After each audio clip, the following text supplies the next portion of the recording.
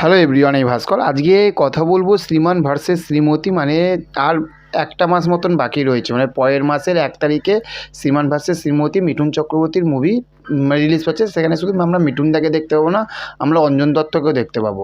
তো দেখুন, একটা কথা বলছি, যেখানে এই প্রথমবারের মতন দর্শক অঞ্জন দত্ত ও মিঠুন চক্রবর্তীকে একসঙ্গে বড় স্ক্রিনে দেখবে, কিন্তু আবারও সেই একই রকম ভুল কিন্তু আমরা দেখতে পাচ্ছি।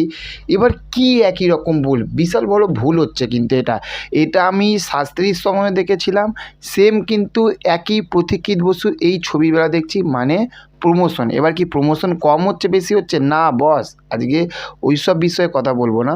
আজকে কথা বলবো যে প্রমোশনের স্ট্র্যাটেজিটা না, আমার মানে যেভাবে প্রমোশনটা করছে, এটাই আমার কাছে ভুল লাগছে। এটা আমার মনে হচ্ছে কেন, এবং যদি আপনারা যদি ভেবে দেখেন তাহলে জিনিসটা বুঝতে পারবেন। দেখুন, এই যে মিঠুন চক্রবর্তীর এই যে মুভিটা শ্রীমান ভার্সেস শ্রীমতী, এটা কাদেরকে প্রমোশন করছে দেখুন, মানে কাদের সঙ্গে এরা কথা বলছে, পুরো শ্রীমান ভার্সেস শ্রীমতীর টিম কাদের সঙ্গে কথা বলছে? বড় বড় মিডিয়া চ্যানেল, মানে যেগুলো হচ্ছে যে টিভি চ্যানেলগুলোর সঙ্গে কথা বলছে। এবার সেখানে টিভি চ্যানেলে, ইউটিউবে বা এতে তারা কটা জন মানে অত সিনেমাগুলো অত দেখে, একটা জিনিস ভেবে দেখুন।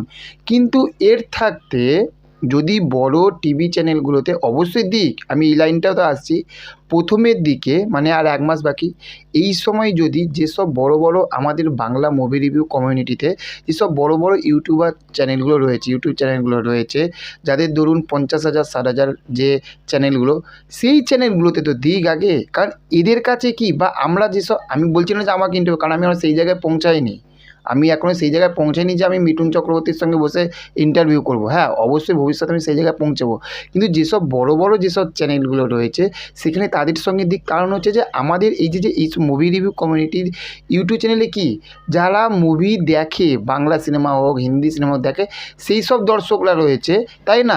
দর্শক মহলে একটা কথা হবে, দর্শক মহলে একটা আলোচনা হবে, তবেই তো একটা বই তো একটা ভালো পজিটিভ পাবে।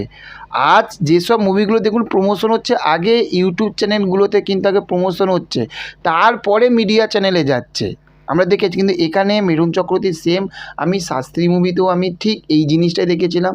প্রথমে বড় মিডিয়া চ্যানেলে ইন্টারভিউ, একদম লাস্টের শেষে দেওয়ারে বা শেষের দিকে, তখন কটা জন কথা বলবে?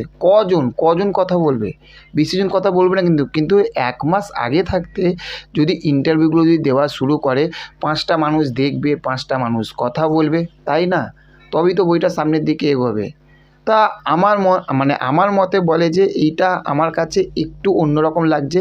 যদি এইটা যদি চেঞ্জ হতো, তারপরে দেখুন যে এই যে শেষ মুহূর্তের দিকে ধরুন যে একটা সিনেমা রিলিজ হচ্ছে 1 তারিখে, 20 তারিখ কি 22 তারিখের দিকে যদি বড় মিডিয়া চ্যানেল দেখছে, সেখান থাকতে কিছু দর্শকের কাছে পৌঁছাচ্ছে, যেসব দর্শকরা সব রকম খবর দেখে তাদের কাছে পৌঁছাচ্ছে। 100 জন দেখছে, তার মধ্যে 10 জন বা 20 জন সিনেমা দেখতে আসছে, তাই না? এইটা কিন্তু ভালো লাগতো। কিন্তু এখানে কিন্তু এটা কিন্তু পুরোপুরি গন্ডগোল হচ্ছে, সেম একই জিনিস। তারপরে দেখা যাক, তারপরে তো হল সংখ্যা কীরকম পাবে না পাবে সেটার উপরেও একটা নির্ভর করছে।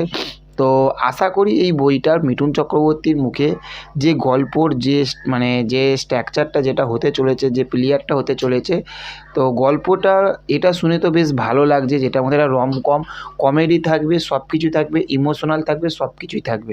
তো দেখা যাক 1 তারিখে আসলে আমরা বুঝতে পারবো যে কি 1 তারিখ কি, মানে এই মাসে নতুন মাস পড়ে গেল, এই মাসের 30 তারিখে 31 তারিখে এলেই আমরা বুঝতে পেরে যাবো যে কীরকম তারা হল সংখ্যা পাচ্ছে, তাই না? তো চলুন, দেখা হচ্ছে পরবর্তী ভিডিওতে। ভালো থাকবেন। Okay, thank you, have a nice day. চ্যানেলে যদি নতুন হয়ে থাকেন, চ্যানেলটিকে সাবস্ক্রাইব করে পাশে থাকবেন। Tata, bye bye.